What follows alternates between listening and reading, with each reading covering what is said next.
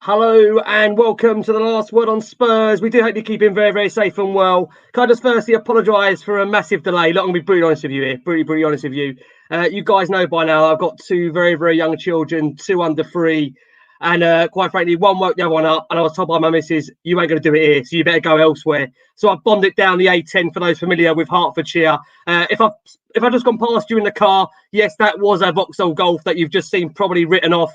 But like I say, we'll explain that in the morning with what's going to be coming your way. But listen, thank you so much for joining us. Big shows in store here. We're joined by 3 great returning guests the last one on Spurs. One man who's back from the States, looking fresh, looking fine. We've got the wonderful Lee McQueen's back on the show with the trophy still intact. Macca, how are we, bud? You okay? Good, mate. Yeah, yeehaw. I'm back from Texas. Funny little story to start off with. I don't want to eat into anyone more time, but so I get off the flight yesterday. It was quite a long one. I flew into New York and then out of New York back to Heathrow. And I'm waiting for the cases to come around the carousel, as you do. You know, everyone's been to the airport, they do that. And then loads of people all like piling in, the cases are coming off, etc. And then the belt gets a bit less busy and less people and a bit less busier and a bit less more people. And all of a sudden, there's no one left apart from me. And there's no more cases. I'm thinking, hello, where's my case? No, it's still in Austin. Thank you very much for that, British Airways and American Airlines. Appreciate that. So I had 0 clothes because I basically took all my entire wardrobe, put it in my hanging case, and it stayed in Austin. So I was very, very happy with that. But yeah, I'm back, mate. And looking forward to getting into it. You know, big Ange at the wheel. Hopefully we get into that. And of course, some good links today as well. So, and thank you, Niall. That's a lovely comment. King Lee is back. I'll take that, mate. So, loving Christina and Patrick on the show with us as well tonight, Rick. Yeah, absolutely. Big show in store. Can I just say also a massive shout out to all the parents right now trying to get their kids down. And for those that have got the husbands or the wives or the girlfriends or the boyfriends doing the job, well done on you. Good luck. And thank you so much for a lot of the love in the comments. I'll let you know if the show's worth it when those divorce papers come through tomorrow morning. I wish I'm joking. Back alongside us, we've got, like I say, 2 great, listen, they're regulars now becoming the last one on Spurs. We're delighted to have him back on the show. Oh, he caused a stir on social media last week. God knows what's coming his way tonight. We've got the wonderful Patrick Tyrant back on. Pat, you're still smiling. That's a good thing. How are you, bud? Yeah, I'm still smiling. I'm good, man. I'm good. I mean, all I did is voice my opinions. Obviously, I want what's best for the club. I hold my club to a high standard. I think a lot of people understood where I was coming from. Some didn't. I got so many messages. A lot of people saying, well done. You voiced what I was thinking and feeling, but couldn't say it and this and that. But anyway, at the end of the day, Ange is here. I'm happy and excited. Some good links coming out. Obviously, I wanted to succeed. And yeah, I'm going to chop it up with you guys once again. There's a lot to talk about. And obviously, it's always better when Christina's in the house as well. So what can I say? What a tee up that was. One alleyway into it. Listen, from one fellow Greek to another, how could you not bring her back on the show? We've obviously a new man at the helm. He is of Greek heritage, a bit of Australia in there as well. I'm really trying to make him a Cypriot already. We've got the wonderful Christina Zandes back on. Christina, how are you? All good. I'm really excited for this one. Good to talk about my green card call, Angelo, as we will say in Greek. But yeah, I'm buzzing for this one. It should be a good show. A lot of references for this shirt. I've got to be honest with you guys. I literally just stormed out the house and picked the only thing up that quite frankly would allow me to drive. I don't know if it would have been driven naked. I don't know what that would have looked like. I won't give you that. Did BA lose your wardrobe? Yeah, I mean, we this is what's coming out of yours, Macca. I've just swapped it over. Yours is still at the Erstas. You got my luggage, mate. You got my luggage. Honestly, I wouldn't surprise me what's going on in my life. I want to know who's I've picked up these days. I tell you what, will I be coming back with luggage? I tell you. Right, lots to discuss during this last word on Spurs. Of course, we've had the first interview from Tottenham Hotspur's new head coach, Ange Postecoglou. Along with that, of course, there's been news today that Tottenham Hotspur, it looks like, are in a position where Ryan Mason is going to remain as part of the backroom's coaching staff. So we'll be discussing that. We'll also be dipping our toes into the summer window where it looks like Spurs are in advanced talks for David Raya. Of course, they still are going to need to agree a fee, of course, with Brentford, which, of course, as always, is going to be the sticking point with Tottenham and how far this does go in the window. And obviously, there is also interest, as we've heard, in James Maddison. So lots to discuss on this last word on Spurs. Now, for our listeners on audio, you would have heard the first interview from the new man at the helm, and that was Ange, of course, our new leader. And I've got to get the guys' thoughts on it. Lee, coming over to you. He said it's great to finally get started as the manager of this great football club. I'm really looking forward to our task ahead. I think it's an exciting opportunity for us to now set off on a new direction, play football and create an environment that embodies the values and traditions of this fantastic football club. Hopefully by a team you can all be proud of and more importantly get excited by. I can assure you that right through pre-season, we won't leave any stone unturned, myself, staff, players, to make sure that when the league comes round, you'll all be as excited as I am about the season ahead. I look forward to seeing everyone at the stadium, in particular our first home game, and look forward to the journey ahead. It was about a minute or so. Tell me what you made of that interview, Lee, and if that got you excited for the man. Well, yeah, I mean, I think he used the word proud, didn't he? Which I think got everybody's like thinking, Just oh, here we there. go again, Nick no days. But I think it was in the context, wasn't it, of the team making us proud rather than he's going to make us proud. But look, nonetheless, he used the word. Yeah, look, like I said before, I'm starting to buzz. I think that there's a lot of stuff that I didn't know about this guy, and you know, I did put a tweet out actually last week or early in the week saying, has this guy had more like mic'd up interviews or football matches than any other manager on the planet? I mean, his PR team must be absolutely loving it. It's like walking around with a documentary. This guy, he's got more footage and more podcasts and more like things on camera and all that sort of stuff than any other manager. But it's good for us because we get to know him, I suppose, inside out. His backstory is excellent.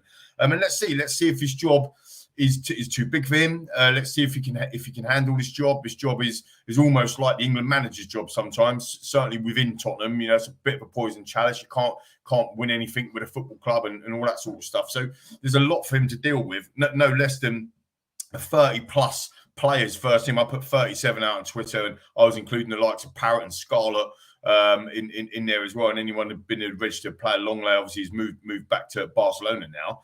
But you know, you look at the amount of players that he's already got, and obviously the links. I know you love a transfer window, Rick. Who doesn't? You and Jamie Brown from the Daily Hotspur loving a bit of transfers. The fact of the matter is, like I put out there before, we've got to do a clear out before we can put more players into the pot. And he's done it everywhere we go. So if you look at what we need right now as a manager, how he speaks, how he's been with the media, his backstory, and what we need in terms of that clear out, he is ticking a lot of them boxes. So look, I'm excited for that. Let's see what he can do. I'm very, very excited for the style of football that he's going to push onto the football team and onto the football club. Whether or not we can handle that with a lack of pace at the back and, you know, already conceding 63 goals this season in the Premier League, God forbid. But I'm sure that we're going to have some reinforcements in that back line because we need them. Let's be honest, don't we, guys? Absolutely. Viewers, listeners, yeah.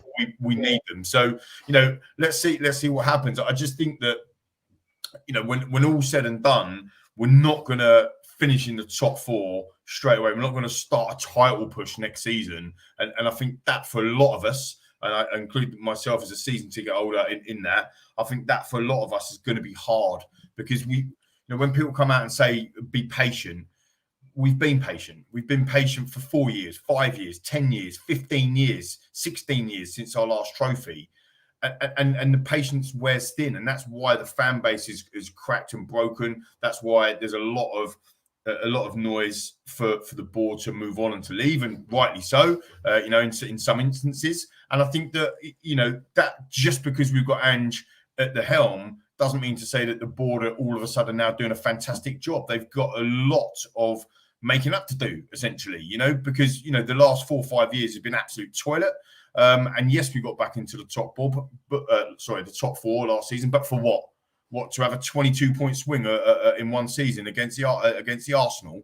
I'm sorry, it's just not good enough. So there's still some deep problems. But I just want to put back on, if I can put on record, this is our show, Rick, and I just want to put it out there.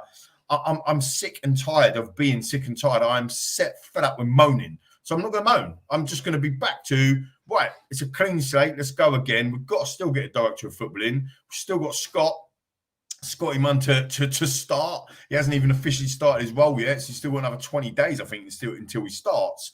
So we've got to start looking at the positive aspect of that and start to move the fan base, if you like, into that direction. Because I think we said it on the last show, or certainly there was an interview that I saw on social media in the week that I was trying to do my catch-up stuff in the States.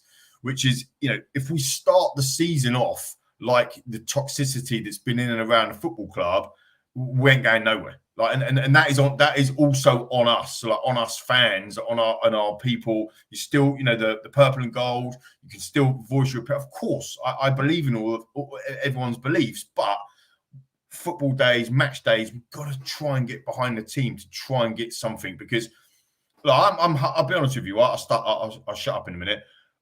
I'm open for Bournemouth at home, right? First game of the season, right? Not a newly promoted club, but Bournemouth at home, first day of the season. We'll start that high press. We suffocate in their own area. We create chance after chance after chance, and we batter them 6-0. That would be an unbelievable start to the Premier League season. So that's what I'm hoping for. It's a really good start, but we've got a lot of work to do. Or the team, the guys. Scott Munn and Ange has got a lot of work to do. And let's be fair about this.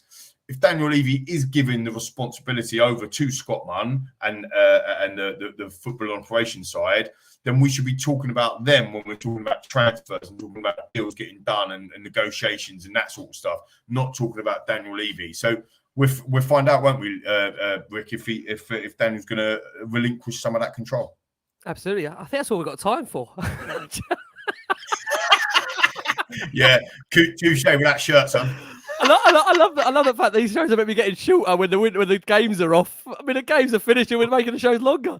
Let's come out of Pat. Pat, I'll tell you, Pat, lovely to have you back on Last Word on Spurs. I mean, look, I think it's fair to say that for you, you were fairly reluctant to go overboard on the appointment of Ange Postecoglou, and a lot with that, I've got obviously a lot of respect from you. The fact that you were very, very honest. And again, I think many were in that camp where they obviously await the judgment on the brand of football, the style of football, and of course, how Spurs do, of course, come out the traps on first day. I've said before that I think a lot of it will come down to obviously how those fixtures play themselves, and we'll see how that does turn out later on this week. Of course, that's when the fixtures will be due, which will be very, very interesting. But Pat, initial thoughts of that 1-minute interview from Ange Postecoglou, did it get you feeling slightly excited for what's to come? Yeah, I mean, it seems like a cuddly father figure / uncle figure, someone that you could definitely enjoy hearing a story from, someone that you can relate to. He seems like he will basically, without going overboard, like unite the fan base in the sense of we've been divided for a long time. And the reason why a lot of people are annoyed at what I said is because they're like, you've kind of got a voice on the platform now and they want you to be positive and bring, unite the fan base and not cause divisions. But what I'm trying to say is that me voicing my concerns or my frustrations doesn't mean that I'm not going to support Spurs, get behind him and get behind what's going on.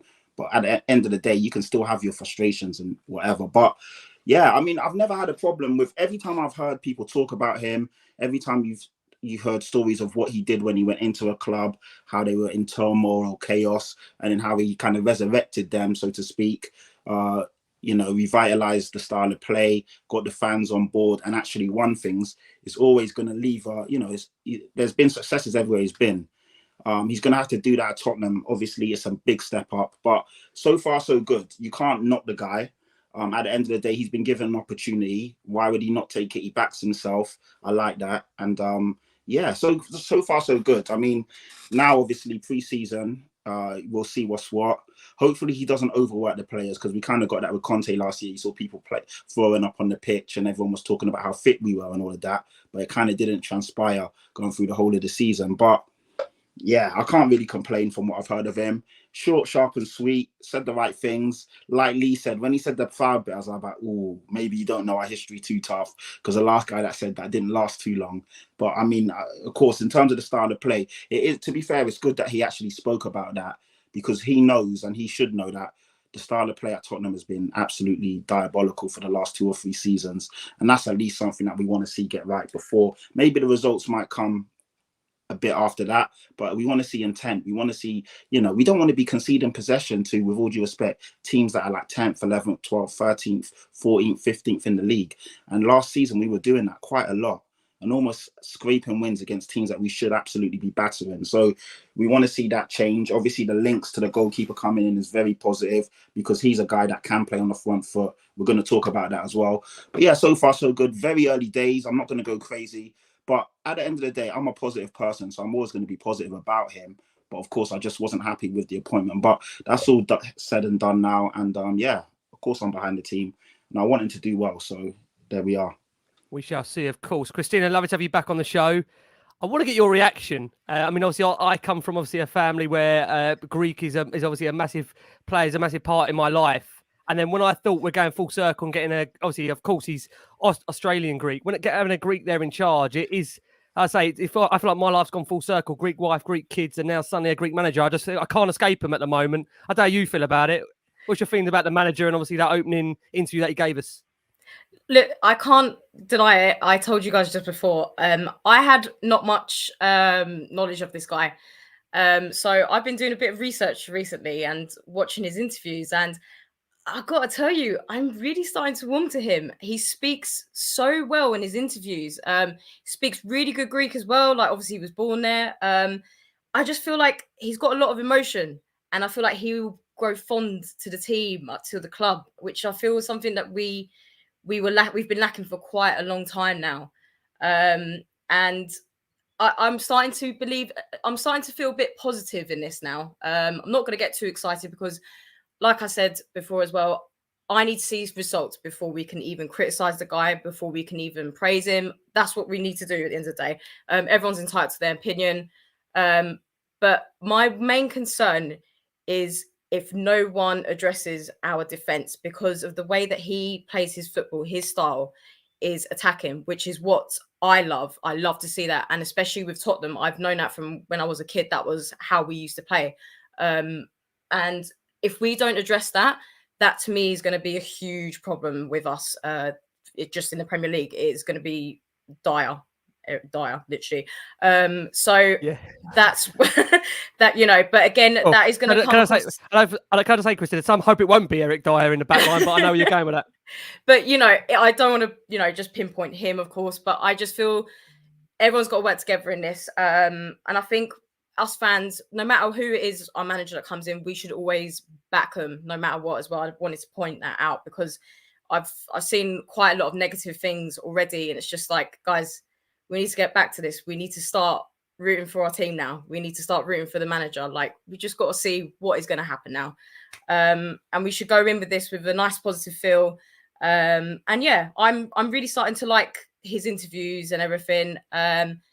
And yeah, I'm just looking forward to it. I'm looking to see what he's going to do. Yeah, I always think, I mean, again, when you have a new person in charge, it's intrigue, isn't it? It's the unknown Macca coming over to you in terms of what, could happen, what can't happen. And of course, what again is going to be happening to Tottenham Hotspur. One thing that did break earlier today, and again, it's news that, again, some will be positive about, some will be negative about. And that's the news, Lee, that Ryan Mason is expected to stay at Tottenham Hotspur as a member of Ange Postecoglou's coaching staff. We understand that Mason was impressed during their chat, and as far as we understand, has accepted that offer to be part of that backroom coaching staff. Now, we know that Postecoglou was down at the training ground on Friday. That's obviously where we got the interview. That was the first time he met a lot of the backroom staff, obviously Dukesy, the kit man, and obviously those that were still on site there.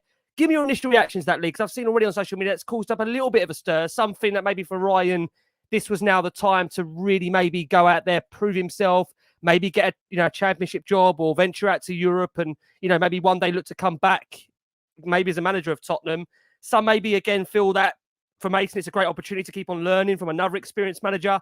And until that right opportunity comes along, should he really be pushed out the door? So, again, pros and cons on it, Lee. What's your reaction to Ryan Mason staying on at Tottenham with Ange Postecoglou? Yeah, I think I was a little bit surprised from Ryan's perspective, if I'm honest, because I think that, 1 minute you want the big job in terms of managing Tottenham Football Club, one of the big six. Average finish in the Premier League is 5th over 32 years. There's 17 major trophies. We're a big, big football club. So you want the big job. And obviously he didn't get it because Ange has come in. I love the fact that he's one of our own and he wants to stay at the club. But I thought that given his ambition to want to manage us, why wouldn't he then want to go be a manager at a football club? Does that make sense? So I was a little bit from we don't know his circumstances and stuff. And I really like Ryan. I think that given the fact that in years to come, he will be ready to be our manager, like to take over from wherever it might be, Big Ange that he takes over from, or obviously when Poch comes back. we always like ex-Chelsea manager, which again we're clearly going to do. So so it might be a case of that in the future. But I was a little bit surprised that he didn't go and try and find a role, you know, in the Championship club like a Vincent Kompany's done, or go and take a job in that way. But I think, you know, from our perspective, he knows the club, and he did start putting the building blocks in place. You know, he was talking about all the things that we've been talking about: the culture, lack of vision, where we've pulled away from the culture, you know, the playing staff. So forget just on the footballing side. I think the culture of the football club, he knows that really well, and he wants to, you know, put them core values back into the playing side of the team and the club, and that can only help Ange, I think. So I think it's quite cool that he's sticking around, although I thought he had a bit more ambition there. Just quickly, I want to clarify the England comment before I mentioned in my opening waffle that, you know, Spurs are a bit like England. If you look at Gareth Southgate's appointment, right, for England, at the time, everyone was like, what the actual, like, why are we Gareth Southgate for England? And what Gareth's done is been very pragmatic and at times playing really boring football. Forget that for a minute. What he's actually done, though, is taken us to, you know, a Euro Championship final and a World Cup semi-final, and then, of course, another World Cup quarterfinals as well. We only lost on penalties at Wembley in the Euros. So you can actually say that, arguably, in the modern era, Gareth Southgate has actually taken England to the best finishes and best tournaments that they've been to, and he was an unpopular manager even at times now, but he's an unpopular appointment, is my point. And that might be the case with Ange, that he might not be as popular as a Nagelsmann or a Luis Enrique, or, you know, I'm not going to say Gallardo because that means that I'm digging power, and I'm not. But, you know, the point being is that actually, in time. By the way, for the listeners, Pat's ready to put one with. But no, like in time, he might start to weave his magic or work his magic. Do you know what I mean? And it's a tough job. It's not just about the, you know, managing or coaching a football club in terms of Tottenham, because of that patience piece. It's everything that they have to manage. And we know that typically Daniel Levy is very difficult to work for. That's what we hear. All the ex-managers come out, lots of players and staff and whatever that have come out and said he's quite a difficult, demanding chairman to work for. So he's got to manage all that stuff as well. See where I'm coming from, Rick. So I'm pleased for Ryan Mason that he's standing fast. Obviously, that's what he wants to do, and I think he can add some benefit to the Tottenham way. And let's see how that works out. Yeah, absolutely. Pat, coming over to you. Look, we understand that previously in each job, Postecoglou enjoys working and developing young coaches. So, in turn, as Alistair Gold referenced in his piece, that maybe keeping him fresh and inspired and having been impressed by Mason, maybe that does make sense. And we know that, of course, he does join a talented amount of coaching staff from across the Australian's long management career. Now, I know the club are trying to work hard in terms of maybe bringing in his number two. And I mean, again, with that, it's a tricky one because I think he wants John Kennedy, that obviously is at Celtic. You would imagine they'll want to get that done sooner rather than later so they can at least get the backroom staff in place because, again, that'll be key to him. We know he's a man that normally does travel alone. He's not a man that normally has a lot of coaching staff like the Contes and Jose Mourinho. So it will be interesting to see, obviously, how quickly Spurs can do that. But look, we can't get away from the fact that I think the Mason, I'd say, appointment or Mason staying on board is going to definitely, I would say, polarise opinion. Where do you sit on it for you, Pat? Are you pleased he's staying, or do you think it was the right time maybe for him to now look for a job that could further enhance his own credentials? You know what? It's quite funny because when the news was announced, there were so many people and I thought they were kind of overreacting and going overboard. Saw a lot of people saying Ryan Mason needs to leave. It's now a conflict of interest because obviously he came out and said he wanted the job, which at the time I actually liked because I like people that back themselves, believe themselves and want the best for themselves, i.e. which means the best for Tottenham. So people saying it's a conflict of interest, I don't really get it. I mean, the guy's 31 as well. Let's put some context behind it. He's still a very, very young guy. If it wasn't for the injury, he'd still be playing. 31 is hella young. So he's got a lot of time. He doesn't have to rush out the front door right now to go and manage because even if he was to be appointed, he's still very young. So there's nothing wrong with getting experience from, you know, your Jose Mourinho's, your Contes, and now Postecoglou. Postecoglou is everything that people are saying he is. It's going to be great for Ryan Mason to get that experience from him. And then also on the flip side, you've got to look at it. Postecoglou will need essentially a link between himself and the first team. And Ryan Mason is that. I saw people saying that he's a mole and he's going to be a snitch and he's Daniel Levy's snitch. And I'm like, come on, man, you guys need to get real. At the end of the day, this guy was still calling out Daniel Levy at the end of the season, saying that, you know, Tottenham have made a lot of mistakes and Levy is obviously the reason for that. And, you know, going forward, we need, to be fair, Ryan Mason was quite blunt. His pressers and his press conferences were really good. He didn't shy away from any questions, and he said the truth, what we were all feeling. He's the first guy that come out and said that we needed a new culture, we needed a new identity. So I'm happy that he's staying. I don't understand the uproar behind it.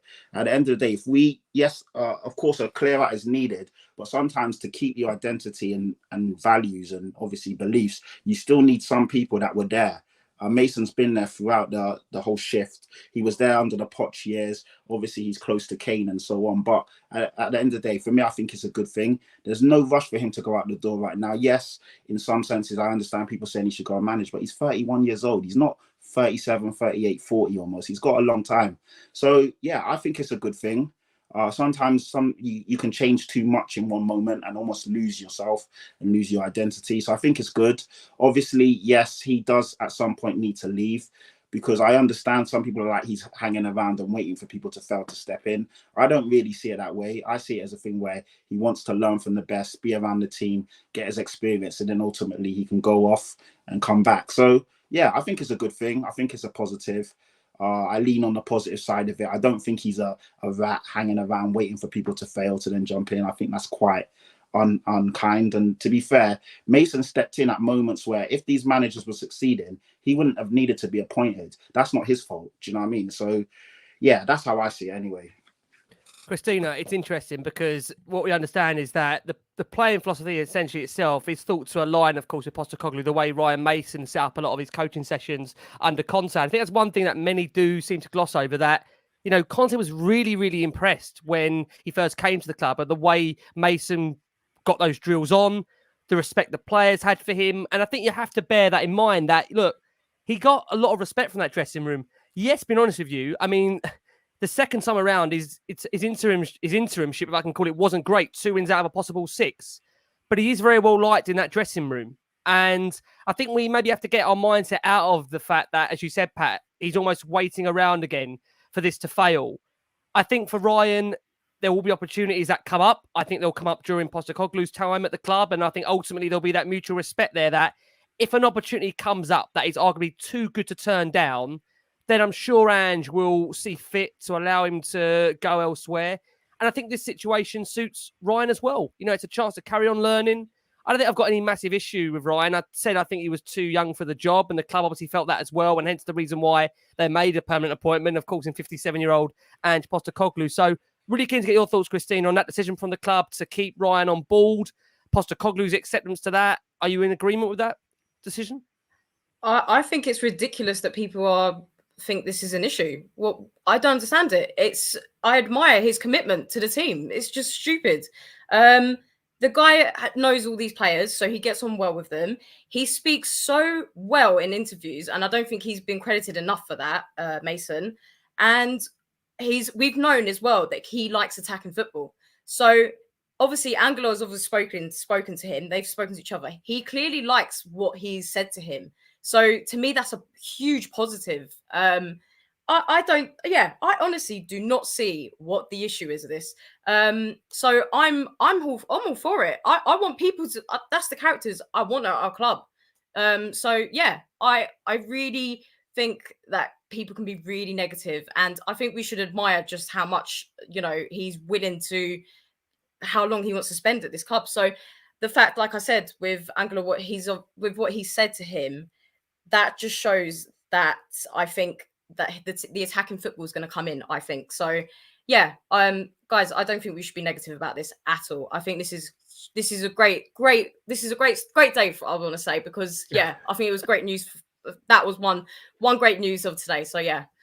Yeah, I mean, it's interesting, sticking with you, Christina. We've heard the club, they held their first official transfer meeting, Ali Gold told us, on Friday with Chairman Daniel Levy, among others. Now, we know Scott Munn is officially starting work on July the 1st, but naturally, I think behind the scenes, listen, stuff is happening, and that is what's happening. Can I just reference, for Trevor who's asking who is Angela?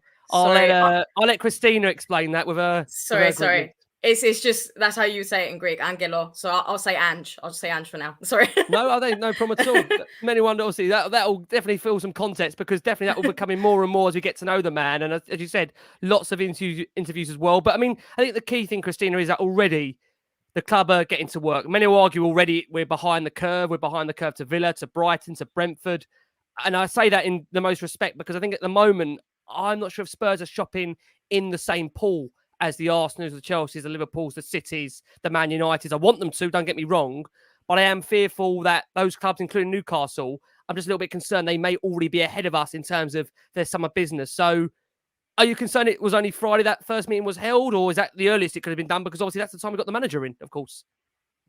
Was this question to me? Sorry. It was to you. It was. Yeah. Do you feel like taking it? I mean, I can't. I don't want to be too negative in this, but we're not in that same position. I'm afraid we've fallen back, and this is where we need to now start to progress and get to that level. We need to get back onto that. That's my opinion on this. I hate to say that. So I've seen rumors with like players like Maddison. Again, in my opinion, I don't think he's a Tottenham player. I would happily have him, but I would reject it because I just don't think he's a Tottenham player at all. But it's from what I want, we need to address that defense. Like, honestly, I really am scared about this, because as much as I want to attack it, I just really am scared with how this is going to end up. And I think this is all going to be, of course, down to Levy. I have heard from a few people who are actually close relatives with Levy that he actually recently went to, I think it was either Miami or Bahamas, to see Joe Lewis and actually asked for money. I don't know if this was money for himself or for the club, but from what I heard is that Joe Lewis pretty much put the middle finger up at him and said to him, just get on with it. So there's obviously definitely things that are in the works that are going on that we probably haven't got a clue. I think there's a lot. I think there will be quite a lot going on. Yeah. So, guys, it's so stressful at the moment. We're all hoping for a busy summer. I think the concern was that Spurs are essentially coming over to you. They might be starting behind the curve. They're yet to obviously, of course, get the sporting director in place. We understand, Lee, from having Matt Law on his show. I got to say, it was an amazing show we did last week with Matt Law. He's brilliant from the Telegraph. Go and check it out if you haven't done. And I got to say, Matt gets a lot of criticism for Matt gets a lot of criticism for being anti-Tottenham. Yeah, but I would say go and listen or watch that show, because he's far from that. He's a journalist. He has to cover Spurs and Chelsea and England. So you have to get a feel from the man. He's covering 3 clubs at once, and he can't always give you the news that you all want. The narrative is that he might be selling Harry Kane. Well, listen, the only man that can leave this club is Harry Kane, unless Daniel Levy gives it the approval to do so. But Lee, just sticking on what we're going to need from Tottenham over the summer, we're going to come on to the Hugo Lloris situation. Obviously, he looks like he's going to be coming to an end in terms of his career. David Raya is one that's been mentioned. As Christina's kind of touched upon, there's a need definitely for centre-backs, an attacking midfielder in James Maddison. Tell me what you think, Lee, at the moment. Obviously, there's no director of football there. Are you slightly concerned that we might be behind the curve when it comes to already addressing the squad, or is this the earliest we could possibly do it, given the situation that we've been in with this managerial search? It's a really tough one for me, Rick, because, all jokes aside, we obviously know we need to get some players in, especially in defence. So when we are, and goalkeeper, when we've got Hugo Lloris, basically our club captain, who, by the way, I just want to say, certainly in the modern era, and most of the people that are watching and listening, maybe think that the Premier League is the be all and end all in terms of football. Football didn't exist before the Premier League. I think Ali Gold said in his recent show. So 30 years, but certainly in the Premier League, since Hugo joined us, 2012, he's been absolutely outstanding, like an unbelievable goalkeeper. And I just want to say, like, unbelievably, like, he's just been brilliant. So I'm not one of these who get him out of the football club as soon as possible. But he has come out and said, I want to go. And I think we're all agreeing, are we? Viewers, listeners, Christina, Patrick, Rick, that we probably do need a new goalkeeper now, regardless if he stayed or yeah, time. It's definitely time. It's time. Exactly. I think it's his time. I think everyone feels that. So actually, if the club are going to grant him a free transfer or whatever it is with a year still left on his contract, to be linked with Raya, is fantastic. I mean, I think that he's literally bob on, and I think that there's a lot of people in the know as well. Which obviously I'm tier 1, so take everything for absolute gospel when I say it, as I predicted that Ange 7th of April. No, I mean, jokes aside, there's a lot of people in the know that we had, like you talked about Matt Law on the show, that said that there's a very, very good chance that this is going to happen. And then today's now breaking that we're almost agreeing personal terms. So it's all if buts and maybes, and that's why it's so tough. But we know we need a goalkeeper, and regardless if director of football is in or not. I'd be astonished if we got a director of football in, and then the director of football said, "No, Raya's not what you need." Because I think, again, general consensus, watching Spurs, knowing who we are, what we are, and the football that Ange is going to play, Raya's actually ticks a lot of the boxes, right? I'm getting a lot of nodding heads and whatever. So I don't think it's that. I think the director of football's job, along with Ange and obviously Scott Munn, is to do them clear outs. I think that's the bit that's going to. But I actually think that's the bit that Poch was referring to all them years ago when he talked about the painful rebuild. Is actually getting the players out. It's painful because they're affiliated with a club, or we like the players, or they've been really good servants. That's the painful bit. We need to be ruthless on that, and I think that's the bit. My major worry with this new setup is everybody gets a new chance again. But having said that, under a different style of play, some of these players might flourish. And I know everyone's putting their head over. No, I'm not listening to you, Lee, because we don't want to give Winkses or Ndombele's or Lo Celsos or Reguilons or Sessions or Spences or Eric Dyers or Sanchez. I mean, listen to this list. We don't want to give them all another chances because they've had 2, 3, 4, 5 chances already. And that's why I think it's a difficult job. So when all these names are being linked, I see like Alex Scott's getting a lot of love. I don't know if that's because she's presenting tonight on ITV, or if it's Alex Scott, the midfielder. Of course, but you can give them both a lot of love because they deserve it. To be fair, you know what I'm saying. But he's getting a lot of love, and Maddison's getting a lot of love, and Christina said about I'm not sure he's a Tottenham player, and I actually really like Maddison. But then you go back to some of the comments when he was an Arsenal fan, and is he an Arsenal fan? And for me, it's about behaviours and the values of the football club. And if a player comes in, if he's, if he joined Spurs over Newcastle, you've got to think that he'd really want to join Tottenham, wouldn't he? Because we're not in the Champions League. Newcastle on the up and money. He's probably got up and running. He's probably got to get more money at Newcastle than he's at Tottenham as well. So that would be an interesting one. And again, when I talk about behaviours, Rick, I'm talking about attitude behaviours, and I'm not leveling this at Maddison per se. It's just an example. Coming down to London, living in London, the nightlife, but we've had stories about Basuma going out.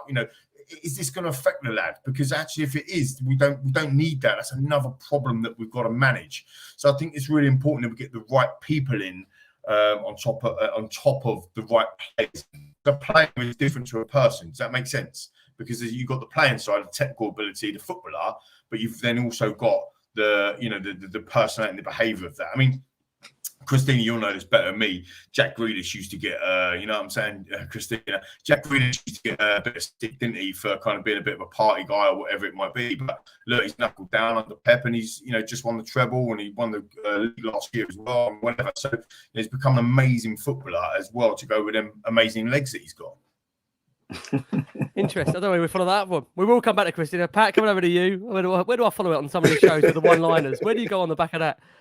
I mean, again, it's going to be a busy summer for Tottenham. As I've mentioned, they're going to be looking at a couple of centre-backs. Of course, the goalkeeper situation we'll come on to in a second. It looks like Spurs are going to complete the signing formally and permanently of Dejan Kulusevski. He will be a Tottenham player. He did obviously feature prominently on a lot of the advertising that we've seen ahead of the tour of Australia and Asia as well. And we also understand Spurs are going to take a look. They're going to take a look at Tungi Ndombele from what we've heard. There's decisions to be made as well. Giovanni Lo Celso. And we also understand Postecoglou will have the final say on Clement Longley and Arnaud Danjuma as to whether their moves will be made permanent. Of course, both on loan last season. There's a lot to happen, Pat, before we even discuss potential incomings. You concerned we've got a lot to do, Pat, before we really even scratch the surface here? I'm not concerned because we all knew where we were. This is common knowledge, and anyone that had watched Tottenham over the last year and a half knew that for us to go forward, we possibly would have to take a couple steps back. We've got in a manager that a lot of people wouldn't have imagined us getting in a year or so ago. But that's one of the steps back, as opposed to in the future building with this guy. It looks like he's going to be around for the long term. He is a guy you can build with, and that will mean now a clear out. So Tanguy on Ndombele, someone that is again, he causes mixed reactions. I'm actually excited to see if the manager likes him, and then if he can get a tune out of him. The reason why is because he is a fantastic footballer, probably one of our most talented footballers on his day. Obviously, his day is how often and how fit can he stay and all of this and that. But he's just come back from Napoli. They won the league, so he's got that under his belt. He may not have played all the time, but he was quite a constant feature for them. We'll play 3 in midfield, so we've got an extra body there. So even if he's not starting, he's definite quality coming off the bench in games. So we're going to need that. So if he's willing to knuckle down and want to be here, again, we want players that want to be here. If he's saying that he wants to be here, he doesn't want to go out on loan, he's willing to really revive his career and turn it around, I'm all for it, man, because the guy is super talented. And if he's willing to, obviously, like I said, knuckle down and really give it a shot, that's a brilliant player we got there. Lo Celso, I'm happy to see him go, especially if there's interest from Aston Villa. He's had a decent season, so you can probably get maybe, 15, 20 mil for him. Get him over to Unai Emery. He likes the look of him. Someone that hasn't really done that well at Tottenham. We've seen glimpses, probably more for Argentina than we did in the Spurs shirt. Where at least with Tanguy, I've seen a lot of quality in a Spurs shirt. I didn't really see the same with Lo Celso. I know a few people may say, there was a moment under Jose Mourinho where he was our best player. I'm not sure about that, if I'm being honest. Your Winks definitely needs to go. Hopefully someone can take him. It's a shame that Sampdoria got relegated because he was doing really well there and all the fans and manager liked him. But the fact that they've been relegated, I don't think he's going to stay there. You got your Joe Rodens, another player, centre-back, who I thought was decent for a while, hasn't kicked on. He needs to go. So there is a big clear-out. But this is all part of what we all knew was going to happen. It needs to happen now. These guys need to get off the books. Reguilon as well, another person I want gone. No qualms or issues with him, but he's just not good enough. Sessegnon as well. We paid 30 million for him, but he, again, someone who I don't think has kicked on. I thought he was a brilliant player at Fulham. He got Championship Player of the Year, played in a more attacking role there. But since he's come to Tottenham, the guy looks like he can't shoot. He's scared to take a man on, can't dribble. He's a decent defender, but we need more. So again, he's someone that we need to. So there's a lot to do, like you said, Ricky, a lot to do. But I've got faith in Ange in a sense of I've got to back him. So let's see what happens, man. Absolutely. Can't just say a massive thank you. There's over 1,200 of you watching us live right now, and we're battling the soccer raid. So thank you so much for all of your incredible support for Last Word on Spurs. We really do appreciate it. Christina, let's discuss some of the breaking news as of today. And that's obviously we're recording this on the Sunday. So those on the Monday, this was news on the Sunday. As that Spurs are in talks over signing the Brentford goalkeeper, David Raya. Talks with the player over personal terms are understood to have progressed pretty well, and an agreement is expected imminently. However, which is always the sticking point with Tottenham, Brentford are standing firm on what we understand to be a 40 million valuation. Spurs currently unwilling to meet that fee for the player, who remember has only just a year left on his contract. And for those that obviously watched the show with Matt Law, he obviously put it out there that Brentford were teetering around the kind of 30-40 million mark, which generally normally means if you're going to teeter around that mark, you're going to accept a little bit less when you put it out in the public domain. I suppose the question is, do you think if it does get done, he's good enough to really take that mantle on from Hugo and actually maybe surpass what Hugo done in the Spurs shirt? Because I think many, whilst there's a lot of respect for Hugo, I think we've all recognised that maybe the kicking was a bit of an issue with Hugo. The distribution was always a bit of a problem. As much as he was great at almost the instant reaction in terms of the shot stopping, Hugo did have a couple of thoughts that, or fault, should I say, that did make it harder to play sometimes a substantial football Maurizio wanted to play from obviously out the back and into the defenders through the midfield. Do you think Raya would maybe suit certainly Postecoglou's game and what he wants to try and do at Tottenham? Buy him. I would be absolutely buzzing if we got him. With replacing Hugo, I think that's perfect for us. Hugo's had an incredible career with us and also like national as well with France. We can now tell over the past few seasons it's starting to sort of go down a little, which he's getting there now. He's getting a bit older now, but he's had such a fantastic career with us. I generally thought he was one of the best goalkeepers at one point, and we've got to give him full credit to that. I think Raya would be really good for us. I've really liked how he's played with Brentford. Generally, I think Brentford have been a great team with especially last season. I think they've been brilliant. It's if we're going to go for it. I don't know. I think 40 mil is quite reasonable in my opinion. The other, obviously, Hugo is obviously a huge person to replace, but of course as well with the Harry Kane talk. I think that's another discussion as well. But I think this is a really important one to, we should not go in for something cheap. In my opinion, we really need to go strong in on this and not go, I don't know, like a buy one, get one free bargain. If I don't know what the situation is going to be with Kane. I think he probably will stay for another year. And then I think he will see how it goes. And then if it's bad, I reckon he will go for free. If it's all right, I generally think he will stay at Tottenham. We need to be really, really think about who these big players that we are replacing them with, because they are a big part of our team. And I don't care what people say about Hugo. Like, we can put him down. I know he's not been the greatest, but he's saved our asses so many times. And I think it's so easy to forget that. So I would be, Raya would be huge for me. I'd be really happy for that. So yeah. You made a great point there, Christine. Again, there's a lot of criticism around some of these star players, Lee, not winning trophies at club level in terms of, as Christina mentioned there, Harry Kane, Hugo Lloris, but those that come in to replace them. I mean, I think Harry Kane is one where you're going to have to pay. I don't know what you're going to have to pay to try and even. How can you even replace Harry Kane when you look at what that guy's done? I mentioned that before. Haaland's had an incredible season. Of course, he's won the Champions League. But I generally think what Kane has done in this Tottenham team with the players that he's been around, I mean, we wouldn't be where phenomenal. We were in the table. No, if it wasn't it'd be frightening where we were without Harry Kane. But before we do talk about Harry, just on David Raya, Lee, how does that excite you? Maybe his arrival in terms of being that long-term successor for Hugo Lloris? Yeah, I agree. I think so. I mean, you look at his distribution, maybe, some of them long ball pings that he can do. If you can call them long ball, they're certainly passes. He plays as a kind of can I say sweeper keeper? I don't know. He plays like in that way, both foot as well. So he's certainly going to be the style of keeper that we need. I mean, just looking at transfer fees as well, 40 million euros, I think is a little bit pricey on the basis of, I'm not paying the money, so who cares? But well, actually, I am because I'm a season ticket holder. The reality is when you look at Kepa aside, 80 million euros, I think that Kepa was. You look at Alisson, 60 million euros, Edison, 40 million euros, and then you're getting down to the kind of Courtois, 35 million euros when he went to Real Madrid. Pickford, when he went to Everton, was 28 million euros. Ramsdale, 28 million euros. So when you look at these kind of goalkeepers and that sort of prestige, I think David Raya, correct me if I'm wrong, I did see this, and John's normally right, but he actually qualifies as homegrown.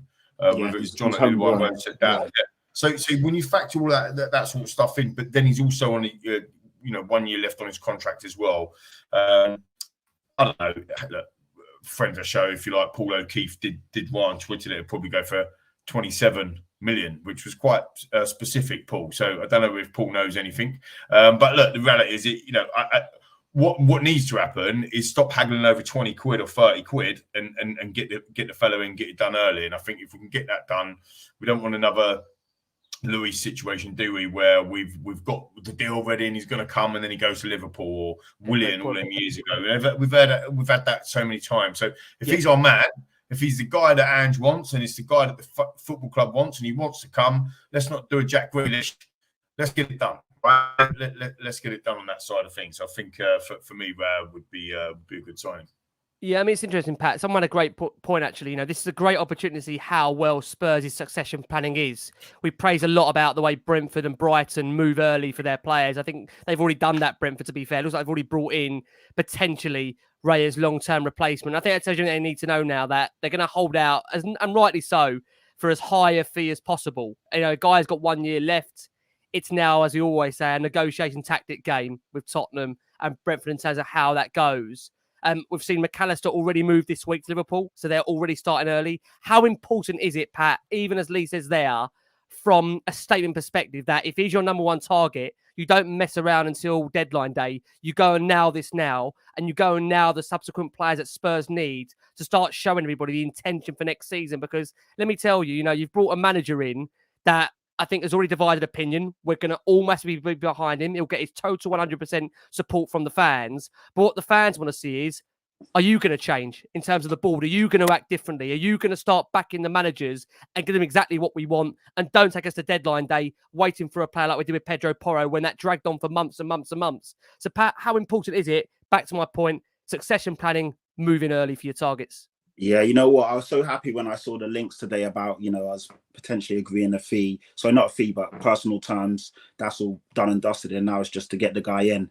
I think he's fantastic. I've watched Brentford a lot this season. And for me, he's been one of the best goalkeepers in the league. He's 27, 28 in September. So he's at a perfect age for a goalkeeper to come in and then really be solid and hit the floor, or stay at Tottenham for a long time. Prem proven as well, which I always think is great because he's played in the Prem for a number of years. We've all seen him. We know how good he is. I mean, and if you look at it, 1 year left on his contract. So you think 40 million is a bit ambitious. But of course they are, they're a selling club. So they're within their rights to set that. I probably think he'll go for about 30 million because like you said, Brentford have been, like Brentford and Brighton's, they don't mess about. They already knew he wasn't going to sign the contract, so they already got his successor in, a guy called Mark Flecken. He signed a 4-year deal about 2 weeks ago. They brought him in from Freiburg in the Bundesliga. Good keeper. He kept 13 clean sheets last year for Freiburg. They finished 5th in the Bundesliga. They brought him in for 11 million. So it looks like they've already got their replacement, and now they're just going to wait to see how much they can get from us for David Raya. But yeah, brilliant goalkeeper. He is homegrown, even though he's Spanish. He's got 1 cap for Spain. But they bought him from, I think they bought him about 11 years ago for only 100 grand. So it just goes to show, where how well he's done. Yeah, they bought him for 100 grand from Blackburn 11 years ago.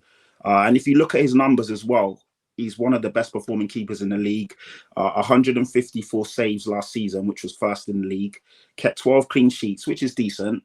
8th in the league. But of course, clean sheets isn't the only mark of a goalkeeper because that's also about how good the defense is in front of him. But if you listen to this, he made the second most saves from shots inside the box at 90, which is fantastic. And we all know Hugo Lloris is a great shot stopper, but there's a lot of saves which we feel he should have made and didn't. David Raya is brilliant in that. And also as well, he made the most saves in the league from shots outside the box, 64. And again, Hugo Lloris got caught on a lot of shots from outside the box where you're thinking, you should have saved that.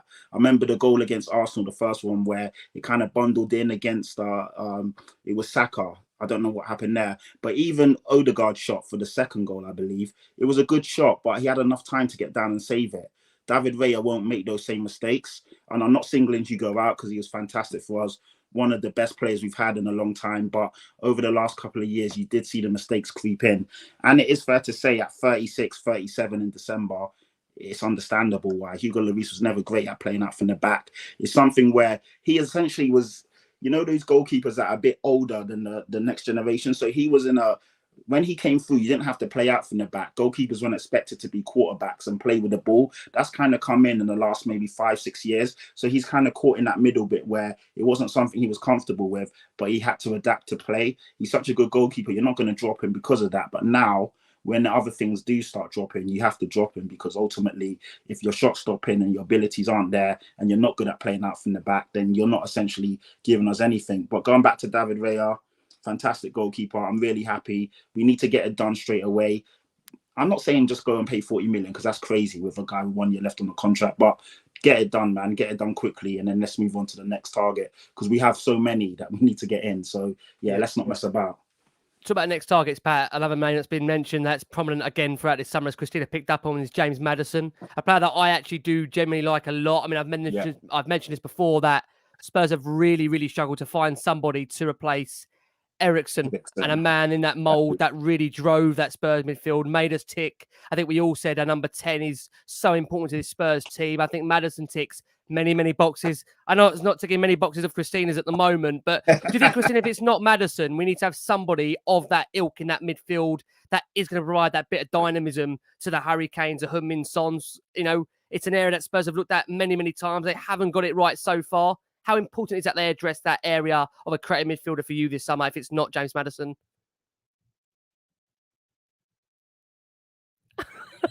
Is that and me or Christina, Ricky? So Sorry, that was at Christina Okay, to begin with. cool, Sorry, cool. Christina. Oh, I thought sorry. she was- I thought that was. I thought she was blanking it because you just didn't want to talk about James Maddison. That's what I thought. She was like, Christina. did I say Pat? Sure. So sorry, guys. Yeah, Forgive me. that's We're all right. going to finish off Pat. Let's go to Christina first. I'm so sorry. You see the hostess doing when they're just trying to confuse the guests as we go. I did say we'll try and mix it up, guys. Stay on your toes, quite literally. Go on, Christina. Sorry. Sorry. Yeah. So yeah, like I said, Maddison is not a Tottenham player for me. I've said this for like over a year now. Do you know what? Lee literally got it, nailed it with just the whole London life. I'm just with him. I'm just a little bit scared. It would be like sort of the Delhi situation. So for me, busy thinking about Jack Grealish. So yeah, sorry.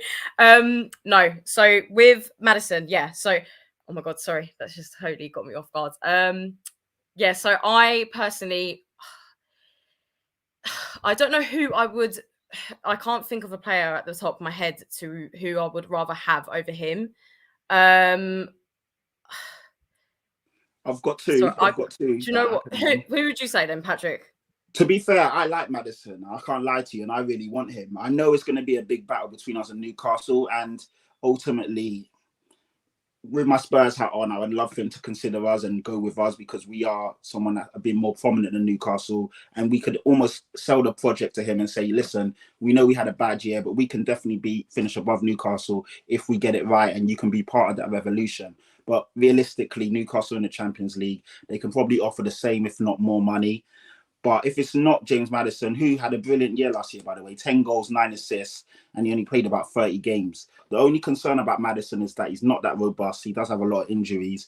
And also as well, defensively, he can shy away in moments. And we will need everyone to chip in on that side. But if it's not Maddison, Lee Kang in or what is it? Yeah, Kang depending how you pronounce it, because I know sometimes people say Son Heung-min or Heung-min Son. Yeah. So depending how you pronounce it, 23 years old. He's so saucy on the ball, a fantastic dribbler. He's great at creating opportunities, can go both ways, can pick a pass. It's really weird because he was at Valencia. They let him go on a free and he joined Real Mallorca last year. Absolutely smashed it. He got 6 goals, 7 assists. He's left-footed as well, so he's something different. And now everyone's looking at, I say everyone, a lot of people, he's created a lot of interest. There's been loose links from us to him because of Son, but I'm hoping that we really do take a look at him because he's a brilliant player. He's got a release clause of about 25 million euros in there. He can play on the right wing, can play on the left wing, but more importantly, he can play as a cam or an attacking midfielder, and he would be that spark and that link between attack and midfield. I think he's fantastic, man. I think he's really good. And then obviously you got Alex Scott at Bristol. Very young player. He's only 19, but he was in the Championship Team of the Year. He was Bristol City's Player of the Year. His stats don't read the best. I was looking at them earlier today because obviously Ricky asked me to, think of some players, and I was surprised. I think it's like 1 goal and 4 assists. So the stats don't read that well, but everyone that's watched him week in and week out says he's fantastic. His ceiling's high. The fact that he got into the Championship Team of the Year says a lot. And yeah, he's someone that everyone rants and raves about. So those would be the two that I would say if you're not going to go for Maddison. Ideally, get both of them. We could get both of them for a decent fee. Bring them in. They may take a bit of time, but they're brilliant players that will definitely push Spurs in the right direction. If Ange is talking about he wants us to play attacking football, these guys tick all those boxes. Lee, to close it with you in terms of this summer roundup as we are. Obviously, as we mentioned, interest in David Raya. We'll be interested to see how that goes. James Maddison, a name that is featuring prominently on Spurs' list, as Pat rightly says. Newcastle currently leading that race. Whether that changes in the days, the weeks, dare I say months. We hope it's not months, but again, we are still months away from the end of that window. We shall have to wait and see. There obviously are been prominent links in the Sunday papers with regards to Jadon Sancho. I'm just not sure. I mean, even if United don't consider us to be the number one team that's going to be chasing them down in terms of the top 4 this season, next season even, I'm not sure if they would sell to Spurs. So where do you stand, Lee, in terms of the latest window roundup of news, and how quickly do you feel Spurs need to act in these coming days and weeks, of course, to get the squad looking like Ange will want it to for day one? Well, a friend of the show, Sungbo, who we know pretty well now, Rick, he is absolutely raving about Kang In as well. Absolutely raving about, just like Patrick was. And there's a lot of love in the comments for Kang In Lee as well, to come into the football club. Look, I'm not sure about some of the links with Jordan Sancho. It just doesn't make sense to me. I think that's maybe agent talk. One player that I think is we have monitored as a club over the last kind of 18 months certainly is Ndicka, who's a left-footed centre back from Eintracht Frankfurt, who's actually available on a free. I think somebody put them in the comments as well. I mean, I've been looking at some of his statistics. Good on his weaker foot, his right foot, but he's definitely a left-sided centre back. His pace and his power is what we would probably need when we're going to start playing. You know, our final line of defence is going to be 2/3 into the other opposition's half under Ange. So we need somebody to try and get back. You know, if you look at Walker, he's been proven, Kyle Walker, to be the fastest defender in the Premier League. You look at some of the things like Ruben Dias, who's been absolutely outstanding, but his pace is, much lower, down in the 60s. You look at, somebody like Harry Maguire that we've been linked to, who's also right-footed, by the way. His pace is down in the 40s. And then you look at Ndicka, his pace up in the 70s, mid-70s. That is somebody, he's only 22 years old as well. I think he could be a very, very good purchase. Lee, allegedly Ndicka, very good acquisition, I think, for Tottenham Hotspur Football Club. Allegedly Ndicka is signed a free contract with Roma, though. That's the only thing. So really? It might not be true, but that's what I'm hearing, that Roma have basically already got him because, he's leaving on a free, isn't he? And I don't know why he's been working hard before. Yeah, so. And that might be where the lack of director of football with Tottenham at the moment is going to hurt us a little bit, because actually you start to look at that and think, well, hang on, Premier League club comes calling, top club in the Premier League comes calling. He probably does a U-turn from Roma and comes to us. That's if nothing's been signed. But again, that whole valuation piece, isn't it? You look at Ndicka on the left, and then you look at Romero on the right. With some pace high up, with the fullbacks, inverted fullbacks coming in, which is how he's going to play. That's a lot more. You look at Laporte even. I would love Laporte at Spurs, but you look at his pace versus somebody who's fresh and to the league, and obviously only 22 and up and coming like Ndicka, and he's much faster. It's not just about pace, don't get me wrong, because Ruben Dias is an amazing defender. He's not particularly quick, but he's an amazing defender, absolutely superb. So if Ndicka's already gone, the boat's gone, then maybe that director or lack of director of foot was already hurting us. But I don't see how a Jordan Sancho, other than being homegrown, makes. I just don't see how that makes any difference. We had Danjuma, on the books for us, and he didn't even get a look in. So I just don't see how Sancho's a real link, Rick, to be honest. It's interesting, of course. Spurs, as many are saying, need to act decisively. Laporte is another name being mentioned. And I will say, obviously, with our transfer shows we've got, obviously, on a weekly basis now, we'll see, obviously, how the journeys come on. A lot of the prominent journeys featuring, of course, close to the football club. Obviously, Sky, BBC, they're going to be on here and telling us a lot about what's happening with Spurs in the market. So something for you guys to keep an eye on.